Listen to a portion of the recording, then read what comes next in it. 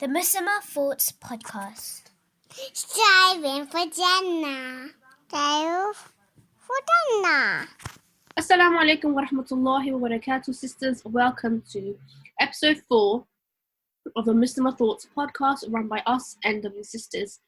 Today on this panel, we only have myself, Aisha, Ariel, and Khawla. Say hi, Khawla. Hi, Assalamu Alaikum. Oh, is it to me? Okay, wa alaikum salam.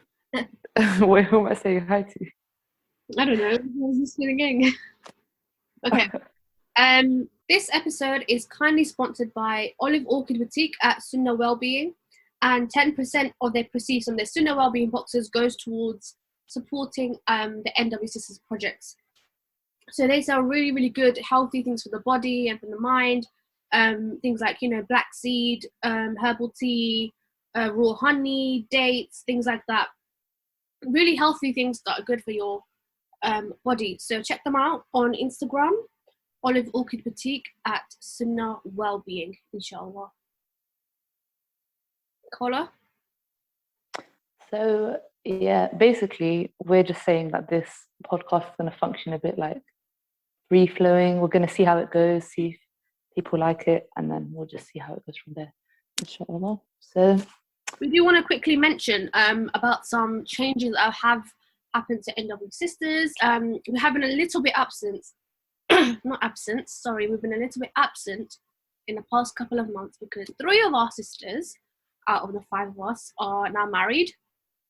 not us two. The other 3 The sisters. married ones who have more time on their hands are the ones doing the podcast. So yeah, along like 3 of us and the sisters are married. And it was just one event after another, wasn't it? A henna there, an engagement party there, a wedding there, and then etc. And exactly. That's why we were a little bit absent. And then we were all quite busy with work as well. And in regards to changes to our team, there's myself, Aisha, there's Khawla, there's Zay, there's Ats, and then there's Lima. Maya used to be part of NW Sisters, as many of you already know. We've collabed with her times, and she was right there from the beginning. So when I first asked her, last year or even more than a year ago now, about setting up NW Sisters, she was amazing, etc. But because Allah about it, she's doing so well in her own field of fitness, etc. She wants to focus on that. So she stepped down from the role. We will still in the future, inshallah, collab with her or do different things with her.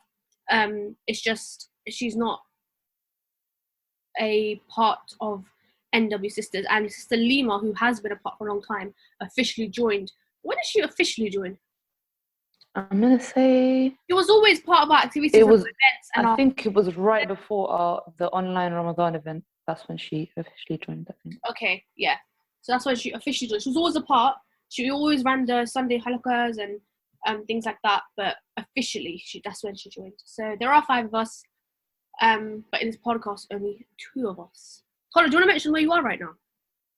Yep, I am in Morocco. Woo, holiday.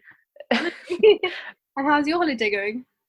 It's okay. It's not, when you think Morocco, you think, beaches and all of that. Yeah, it's really not that. We're in Casablanca, so it's quite like industrial. There's just like building sites and stuff. But inshallah, it gets more fun in a bit. I don't know, but we'll see. I'm having fun though, because it's just like a breakaway from responsibilities and work and stuff. So like I've had an opportunity to like chill out a bit, which is good. I'm not complaining, alhamdulillah. Yeah, chilling. Where is it usually in Morocco that people go to for beaches and the tourists and sightseeing and stuff? I feel like, where all I don't know if you've seen like videos of like the snakes coming out the little jars and then the monkeys and stuff. That's mainly in Marrakesh. So that's like the Red City. I think that's what they call it. But yeah, that's where they mainly go. But that's the more touristy area. We're not there, sadly. What have you been doing? What have I been doing? Ever since my teacher training ended and my degree ended and everything's finished, school's finished, said bye to all the kids, which was very emotional. It actually was more emotional than I expected.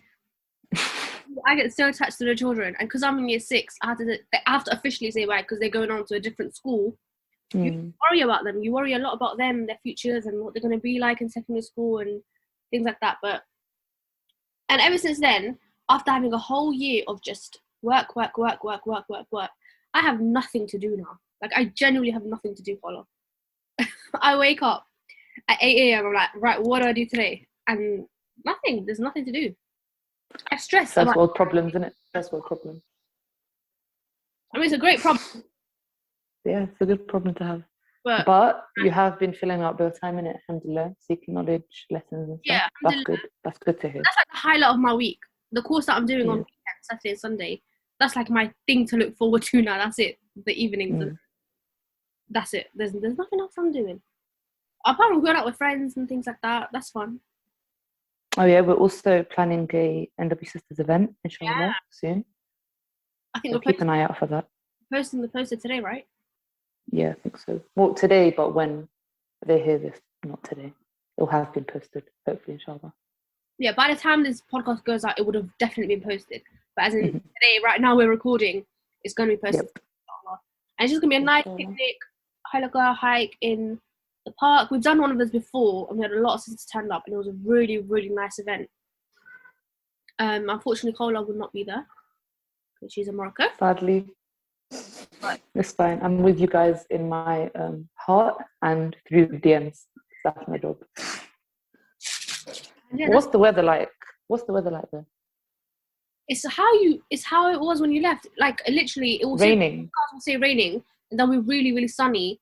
The forecast will say it's sunny, and then will just be pouring down with rain. And there's still floods and stuff right now. It's not the best. That's mad. Well, hopefully it gets better by the time you guys want to do the picnic and stuff. By the end of August, it should be autumn. I'm starting to hurt. You know, I got vaccinated today. Oh wow, sure. Yeah, I'm acting like I didn't know that. I did know that. And then everyone else knows I got vaccinated, and I got my little card, which I have to keep. But no, my arm genuinely really hurts. It feels very stiff. Did you do that thing where you wave your arm around? I think there's that thing that's been going around. They say no, like not like that. We have our videos on as well, so go look at them. Like this. Like in a circular motion from the... I'm doing it right now, but my arm just feels very achy. It feels very sore, including... They say you're meant to do that right after you get vaccinated, so then it doesn't hurt at all. After I got vaccinated, I just walked straight out of the hospital, and the girl was like, oh no, come back, you gotta wait 10 minutes in case there's a reaction. I was like, oh, okay, sorry. Yeah. That's good. Now you're safe, innit? You still have to wear a mask. Get your vaccinated. Sorry? You still have to wear a mask? Yeah. Oh. Yeah, in GPs and hospitals and surgeries, etc., you still have to wear a mask. But not anywhere else, which I don't agree with, but Boris does what Boris wants. Why do you not agree with it? Let's get controversial. Because there are thousands of people's cases in the UK every single day. People still dying of COVID in the hospitals. And out of desperation, they're just lifting. And it's because the Tory government, because they've already said several times they're lifting it, they can't afford to lift it. Otherwise, they look very inconsistent, which makes them look worse. And I think for the sake of that, Boris was like, oh no, we're going ahead on 19th of July. Well, everyone at work always says, come November, December, there'll be another lockdown. That's going to be horrible. No, I'm not looking forward to that. Yeah, I'd rather no, that's not true. I was going to say I'd rather they just did the lockdown now, but that's not true because I do want to come back to England. I'm not trying to be stuck here. Yeah, and also, even if they did lift the lockdown, in terms of shops opening or restaurants opening, they could have still kept in the restrictions, like thing and keeping masks on and like sanitizing and things like that. Yeah, because no one minds that part. People just want to be out, like, and be able to like meet up with people, but like no one minds like socially distancing or like staying in your bubbles, sanitizing, masks and stuff. Yeah, are you going At least I don't think so. Say that again. Are you going to get vaccinated? I don't know. Listen, yeah. As we said, I'm not married. I still live with my parents, and I do what they say. And if they don't want to get me to get vaccinated, I'm afraid I won't be at the moment. Yeah, but maybe you could tell them about it. I mean, I was literally just every single day I read like The Independent and The Guardian and all that kind of stuff. And 60% of people who are 60% of people who are in hospital for COVID are all unvaccinated. And the amount of people who are in intensive care asking for the vaccine because they refused it, but it's too late. Once you're at that stage, the vaccine can't reverse the damage it's done. So do your research. Like literally, I was asked everyone, do your research, say Bismillah and do it. Because I mean, the alternative is that you get COVID. And that's true. But I've already had COVID. No idea so... what the long-term impact of COVID actually is. Because that's true. we just have to wait it out 5-10 years, see what happens. Nope. I mean, I can already feel the long-term effects. I still can't smell, and sometimes I still can't taste as well. Yeah. So, Allahu Alam what side effects there are of the vaccine or the thing. I just think it's time to protect yourself, people. What was I going to say? I was going to say something. I've forgotten. But... well, remember it. Oh yeah, I was going to give a little disclaimer. If there's noise, it's because there's so many children. Can you even hear that? That's like loud knocking. Okay, what I wanted to say is, obviously, I don't think it's a secret anymore. I was busted last podcast that I'm the youngest of all of these lot. And so I am on a gap year currently, and inshallah, I'll be going to uni this year. Depends. We will see on results day. I'm not I'm not certain about anything, but we'll see where it goes. And so I've decided to study psychology of education. And seeing as I have a professional right here, mashallah, in education, I thought, you know what, let's use this opportunity for some tips, and you can educate me on... Yeah, you. I'm looking who's the professional? Oh, is it me? I'm a professional in long division and grammar. Not university. Oh, do you want to know a secret? Yeah, I hate short division. I never learnt it because I just refused to. So imagine I go on my gap year. I was working, I was tutoring, and I had to learn short division for the job in it. And I didn't tell anyone that I didn't know how to do short division. And then the kid comes up and he starts doing it on the board. I'm like, sis, what's this guy doing? And this is a year 4 child. I have no idea what he's doing. I'm just watching him doing it. I'm like, oh, cool. And then I learnt it. Yeah. Top tip, if you're not in teaching or tutoring and you don't know what the method is, pick the smartest kid. Yes. And a challenge for you, and ask him or her to come to the board and show you, just in case. Especially because a lot of the curriculum that we covered many, many years ago, because we don't practice it in our daily lives, you eventually forget, especially mathematical methods or the names for like grammatical terms. You don't remember fronted adverbials and things like that. Like you don't, on the top of your head, remember. So you have to remind yourself when you're a teacher or teaching assistant what those methods or words are. And it's a little bit embarrassing when you're at the front and you've done it wrong. They just come up. I was just testing you guys. I already know degrees. Don't test me. No, I made so many mistakes, but obviously you learn from them and didn't make them again after. So you were like sort of a limbo between, like you were indecisive if you wanted to go uni, if you didn't. Like, what's your opinion on it now? Because obviously there are many sisters who might be listening who might want to go university, but there are things stopping them. Whether it's finances, whether it's, do I even need a degree? Yeah, the thing is, that struggle is way too real, because I don't know, when I was younger, when I was like in secondary school, I really wanted to go uni. I had my whole life planned out, but like I think a lot of people tend to like think they have it all planned out, and I was like, yes, I chose my exact uni. I'm like, yeah, I'm going UCL, I'm studying psychology, all of this. And then when I got to like sixth form, it was still there, but then I studied psychology as an A level, and then I was thinking, oh, do I really want to do this? Because a lot of the stuff was like criminology and like relationships and like, I don't know, weird areas of psychology that, first of all, I wasn't that interested in, but second of all, I don't think as a Muslim woman there's a career path in that for me. Okay. So that I went through that struggle. And then afterwards, when obviously I didn't get to do my A levels because of COVID, and I was just like, do I need to go to uni? Because obviously I didn't get into uni because I didn't do my A levels, and I was waiting to reset some of my grades. Alhamdulillah, I didn't have to at the end. But I was thinking, you know what? And at the time, that's when I started really getting into seeking knowledge, and I think that's when both of us started like giving it a lot of value. And I was thinking maybe I should do like a higher course or go on like an online Islamic university, something like that. But I don't know, it's just there's so many options, and even like the problem with uni is like paying for it as well. So I know I'm not taking a loan. We've done a halaqah on this before. We've had a post as well. Like I'm not interested in doing that at all because it's really not worth, displeasing Allah for a university degree. Like it doesn't make sense to me. So that's still a struggle for me right now. Like working, I've like raised a decent amount of money and then also I've applied to like some scholarships as well. But you don't know the outcome of that until like you're in uni. So like I don't know where that path is going to lead me. So right now at the moment I'm leaving it in Allah's hands and seeing where that goes.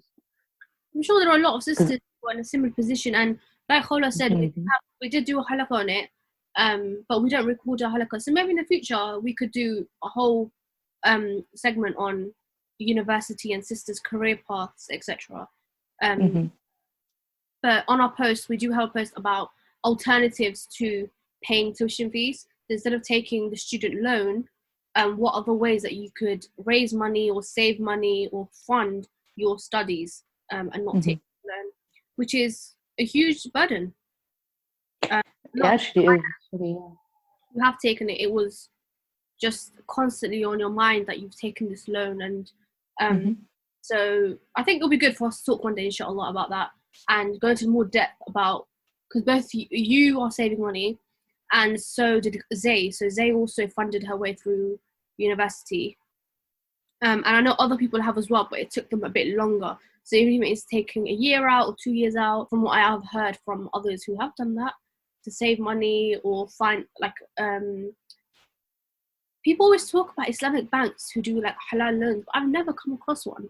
I have literally in my life not come across one. I think it's marketed. I was listening to some other podcast and they're saying they market it as an Islamic bank, but they still do like all the same things. It's just called an Islamic bank. I don't know. It's a bit halal mortgages, but I'm not trying to say that those halal mortgages are not halal. It's just you're still paying a lot of money extra. It's just part of the rent, something like that. I'm not too sure. Yeah, I'm not sure either. People are really trying to find alternative means and just to make a way for Muslim students, but unfortunately, currently, there's no concrete way. It's still just trying to find. The government, the government has always like said, oh, we're going to introduce like I don't know what they called it, but like Muslim tuition fees or something like that. But it's literally been years and I've not seen anything. I think that might perhaps be because Muslim students still go to university, and because they haven't seen a huge drop, they haven't had that incentive to do it. So if millions of Muslims decide, you know what, I'm not going to university this year, then it will sort of be a panic like, oh, we've got a huge reduction in numbers of Muslim students going to university, because that hasn't happened. That's true. It's because we're hardworking and we're actually making an effort to try to do it ourselves. Yeah. Like, who's trying to give up, you know? And there are lots of different ways. Like even it brings us back to the topic of, do you even need to go to the university? Do you need? I know lots of people who are very successful, really good jobs, who went through apprenticeships or internships, paid internships, because don't do free internships, okay? Unless you can find your way through. I really don't like unpaid internships. I think they're just exploiting. I think it's taking the mick. They just take advantage of people. Can you believe that apparently the United Nations also does unpaid internships? And it's the United Nations. Like, come on. I'm sure you can afford to pay your workers. Like. Literally, like full-time work with no pay. That's ridiculous. That's precisely the reason why I didn't do a PGCE through university directly. Because A, I didn't want to take the loan, and B, I'm not working 9 to 5 every single day for a whole year just for you to pay me nothing.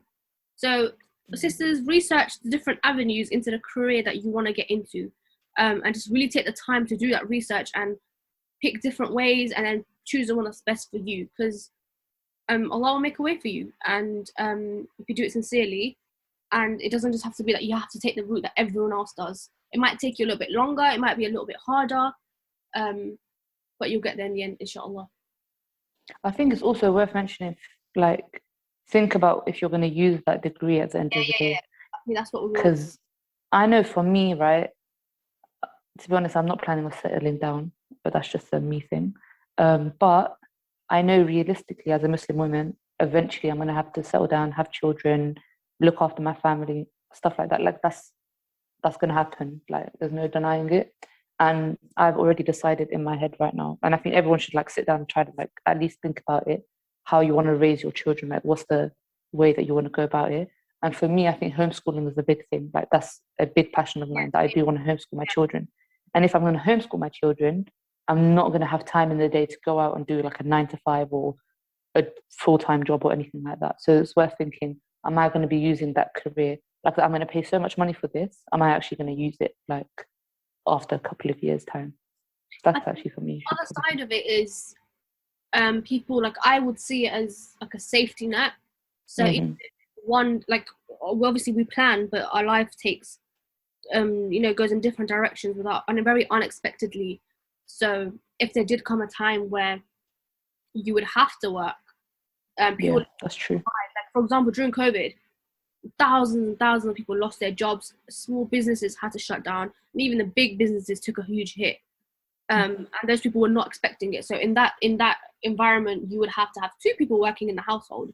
So I think as sort of a backup, a safety net to have that degree. But that being said, it's important to recognize that a degree is just not enough anymore. Like you need a degree, a master's, like 5 years of experience. And even when you do apply for jobs, you have to go and show like assessment days, like show me these skills and do written essays and do this and that.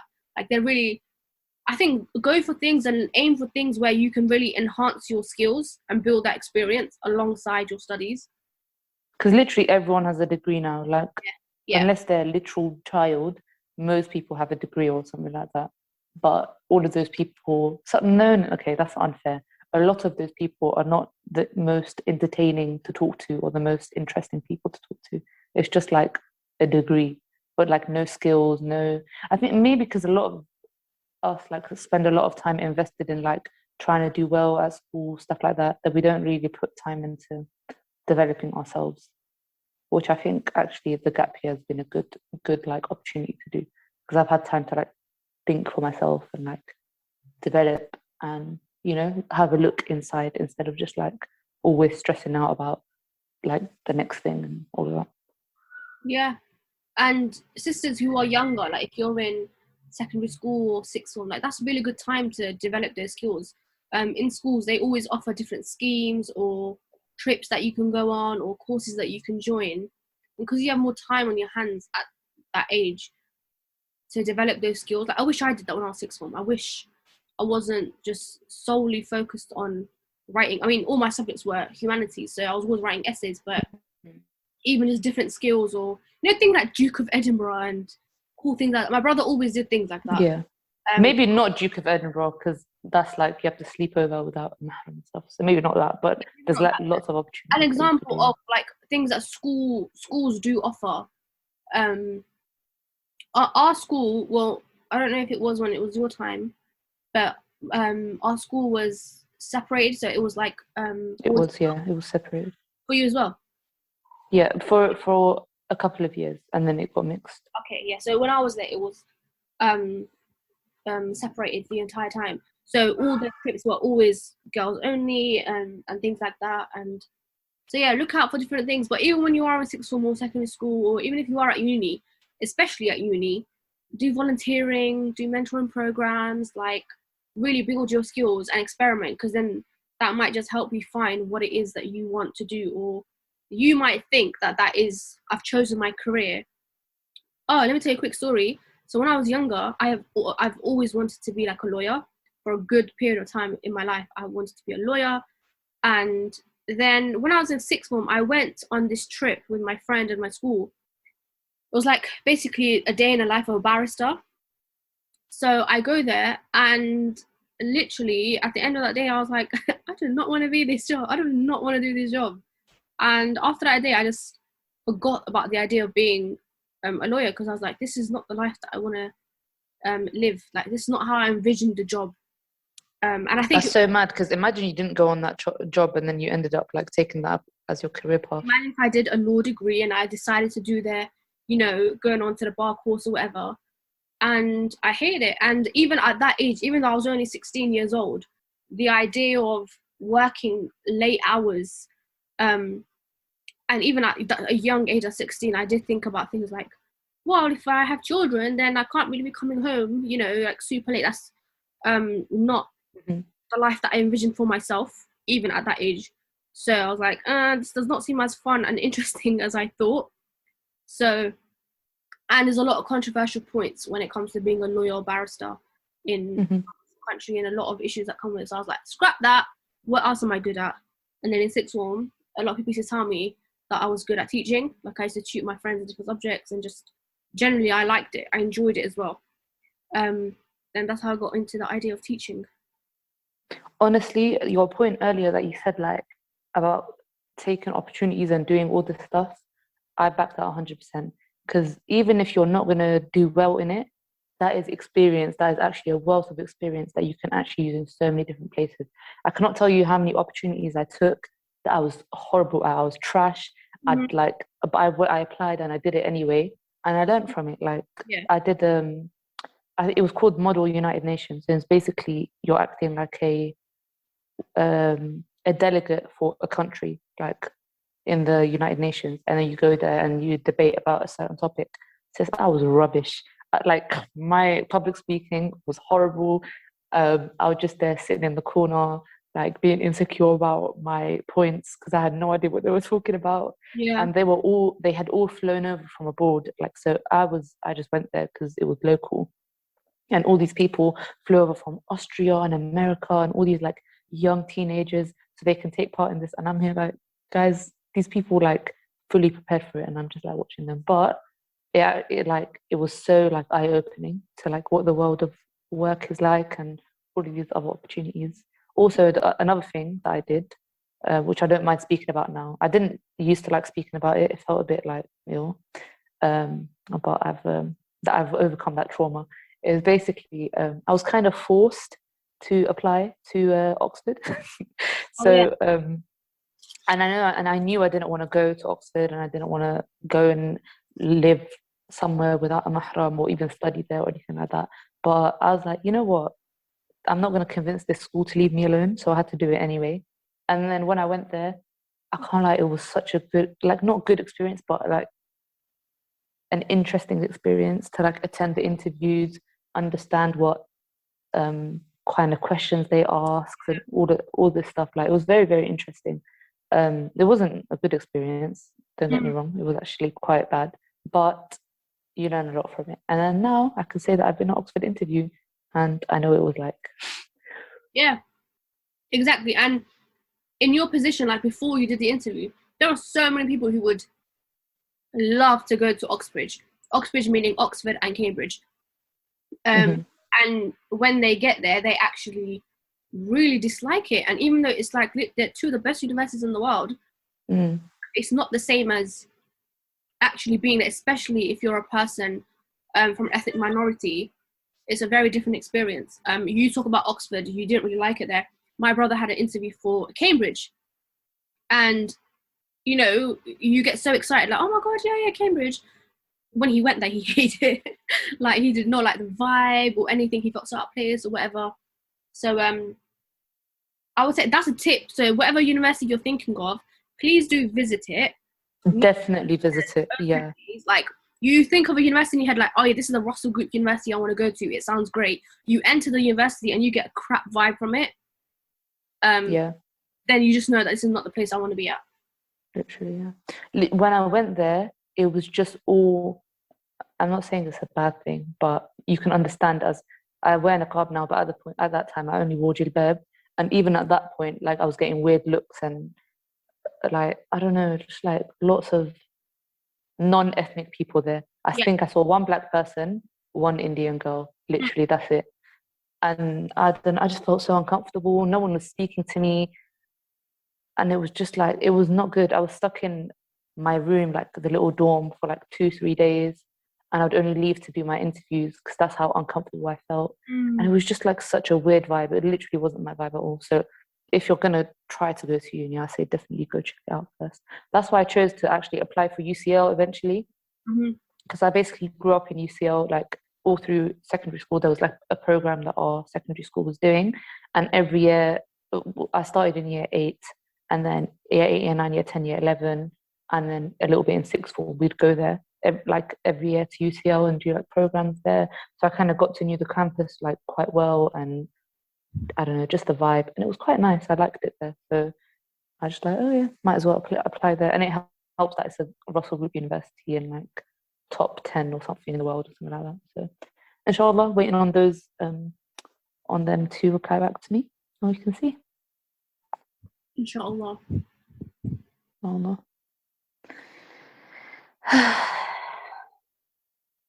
I think Aisha's just eating a Subway cookie. I'm sorry. No, it's calm. It's good you're eating. This is my opportunity to finish my cookie.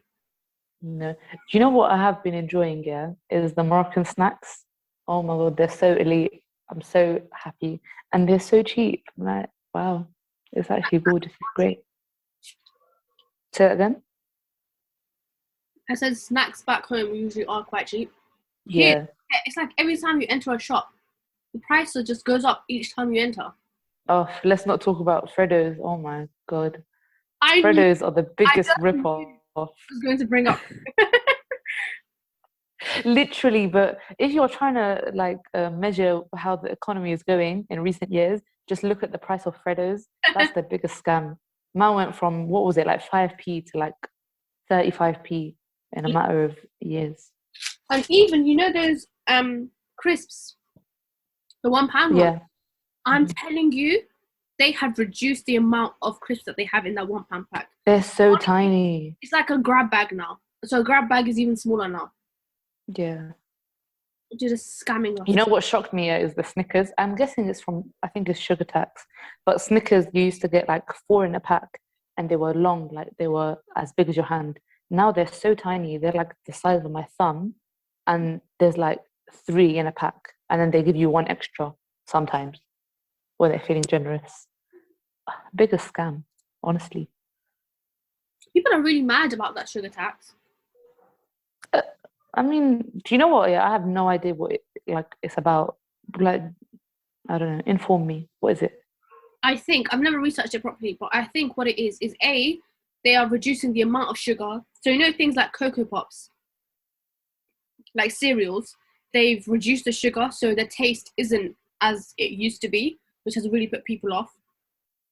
And I think increasing the prices of sweets and cakes and things like that to put people off buying them.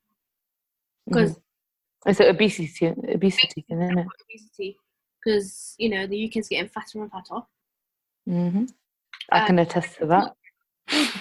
Children are there's too many fat children. There are too many fat kids around. But you know what it comes back to is, sure, you're increasing the price of the unhealthy food to sort of prevent or to put off people from buying it. But a lot of children and families who live in social deprivation, they can't afford. I was just about to say, yeah. They literally, I, the borough that we live in, and the schools that we're surrounded by, and the schools where I teach, like literally 56% of these children live in social deprivation. We have projects where we literally, and their parents rely on food banks in one of the richest countries in the world, and they literally cannot afford fruits and vegetables because the prices are ridiculous. So they can't eat the unhealthy stuff. They can't really afford the healthy stuff. So what are we gonna do?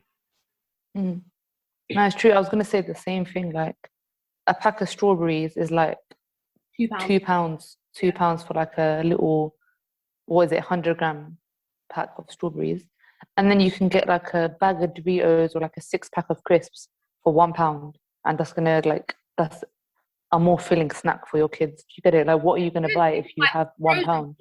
And they always say eat fresh food and fresh poultry and things like that. But if I have a family of 4 or 5 and I need to feed my kids, am I gonna go and buy fresh chicken and things that is quite expensive? Like meat is expensive, or will I buy frozen foods, frozen pizzas, or ready-made meals that are much cheaper? McDonald's, fast like chicken and chips that will feed your family. And I think that's something that we can activate, and we have, like, even in our local food banks like Sufra, and there's a Felix project as well. We're talking in Northwest London, and I'm sure across the UK there are many food banks and charities that are really making a difference, especially during this time But it's just so sad to see what these families and these children are going through. And you literally just sit there and think, this is literally one of the most richest countries in the world. And this is the position we're in, where children have to go to food banks to get fruit. Yeah, it's sad to think about. I mean, yeah, I don't even know what to say, because we always have these conversations, but then we're like, oh, what can we even do about it? I mean, there's a we've lot we can discussed do. it as Us and even anyone listening in, you know, obviously donations is number one way where people contribute: your clothes, food, books, etc. And even like popular supermarkets like Tesco and Asda, they have done their schemes whereby you can like buy their bag of tin food or something. So if you shop at Asda or Tesco, then they take a portion of that and they donate it to their food bank. So you can contribute that way. Or people like have been very active in their local community, including religious institutions, so like a masajid and churches, etc. They've been very active I know in my area, the churches have done really, really well in providing for the local community, like food, bread, and tinned and canned food. So you could check out in your local area who's doing it, or you can do it with literally just you and your friends. Like, you know, go around, raise some money through some means, and then buy those canned foods and then donate it to your local food bank or to whatever charity you're supporting, and that could be your contribution.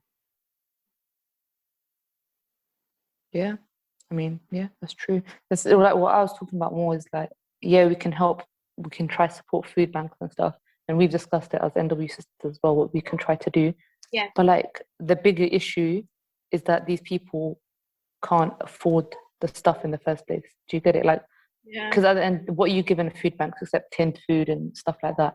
But it's like hard for them to start being able to afford actual food, fruit and vegetables and like healthy food for their kids and stuff. And then we've had footballers doing it because some people won't step in. So then we've had, like, honestly, what a disgrace! Like, how embarrassing, honestly. It's crazy to think that, you know, that like literally it's like, you know how the other day I don't know who I was speaking to, I think it was you or someone else. We were talking about how people like back home, like family back home, always think that we live this lavish lifestyle. Yeah, I was gonna bring that up. Of like, I don't know, we all live in mansions and we've all got the current iPhone, I mean, a lot of people do have the current iPhones, but, you know, sure, we might not be struggling, but there are thousands of people. And when I mention to my family members, when I have gone to Pakistan and I've sort of tried to tell them, like, not every person in the UK lives in mansion, mate. Like, there are people and children genuinely living in poverty. They cannot afford to buy bread. But for them, it's just crazy because back home they are generally poor. They think the UK should be able to provide for their people. Our government just has other priorities. Clearly, like literally, it's hit home. Like the longer I've been here, everyone's just asking, like, I don't know, people just ask a lot of questions, innit? And then they're just like, oh yeah, this and that. And like, sis, I can't even afford half the stuff you're talking about. Yeah. Like, we're not rich. Alhamdulillah, we're not complaining. We're not living on the streets or in poverty or anything. But we're also not like well off or rich. Like, we're living standard lives. And I would go as far as to say that lifestyle here is so much better than us because they have fresh fruit, fresh vegetables at their disposal, like every day. Fresh bread, all of these things that are so good for like kids growing up. They also have, it's like quite safe here. So the kids are always like on the street at night playing out and, you know, using up their energy in a good way. But then in England, well, not in England, but primarily like London, what do the kids have to do? They're at home on phones or they're on the streets doing a madness. Like what? There's not really an in-between. So I'd go as far as to say that it's better here. Yeah. I mean, perhaps like maybe because you're talking about Morocco, I wouldn't say the same for Pakistan. I don't think it's entirely safe for children or even women. But I guess each country has their own pros and cons. I mean, there are lots of pros back home, and then there's also the pros of being here. Like here, free vaccinations, free treatment on the NHS. You know, like the amount of people that have died in other countries because they don't have a welfare system. They don't have something like the NHS. They literally cannot survive. So either they're dying from COVID or they're dying from poverty because they can't afford to not work. Whereas we have the luxury of having the NHS and having free treatments and not having to pay to go to primary school, secondary school, and things like that. Yeah, so it's quite unfortunate.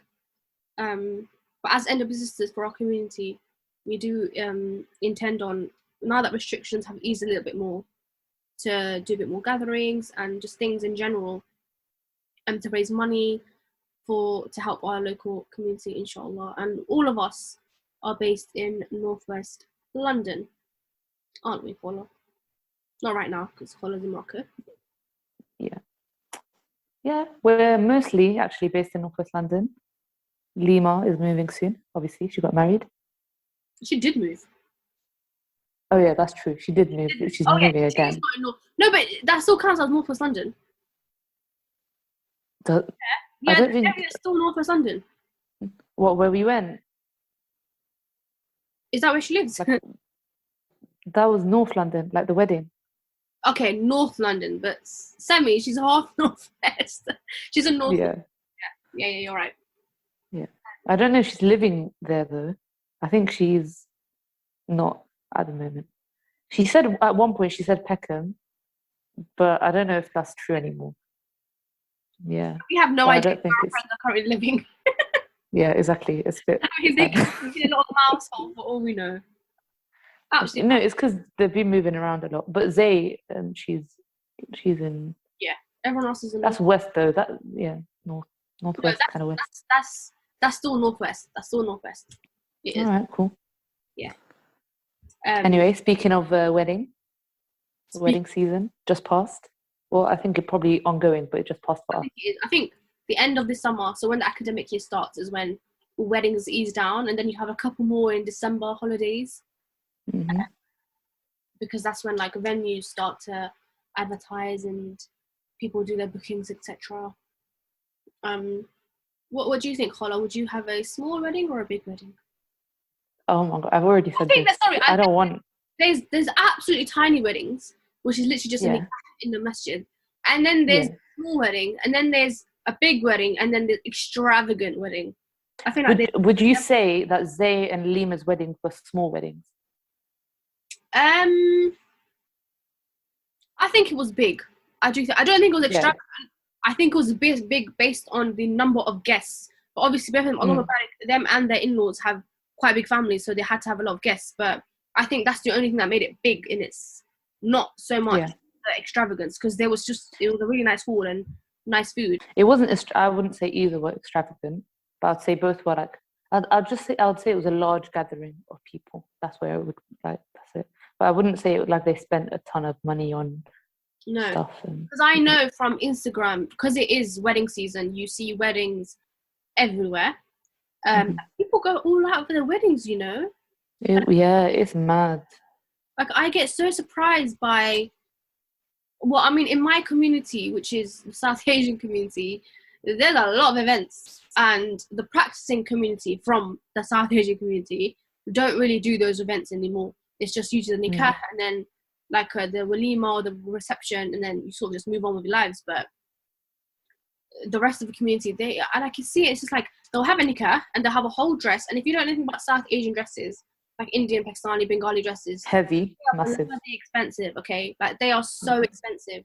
So when I see sisters like they have the nikah, it starts with engagement. They have a dress for that, a hall for that, a whole party for that, and they pay for makeup and henna for that too. Hair, henna, guests, food, catering, and then it's the engagement. Then it's the nikah party. Then they do bridal showers as well. Remember, amongst friends. Yeah. Mm-hmm. Bridal showers, henna parties.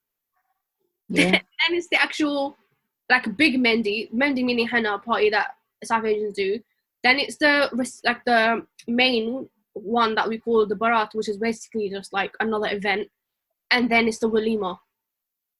And then imagine each of these events, we have a different dress, different jewelry, different shoes, different hair, different makeup, different catering. That is a waste of flipping money, man. Like that's a waste if I've ever seen one. That's israf at the that is at the max. That's crazy. I mean, obviously, it's people's money and they can do whatever they want with it. And or maybe our version of extravagance to someone is their norm because they can. Yeah, but Islamically, you're not meant to waste that much money on something so silly and insignificant. So I think that's still an issue, regardless how rich you are. I don't know. I mean, if, like, for example, for me, spending £2,000 on a dress is absolutely insane. I would never do £2,000 on a dress. But I mean, I earn a teacher salary, so someone who is incredibly rich or comes from an extremely rich background, or is, I don't know, like they say, a millionaire, for them £2,000 is absolutely nothing.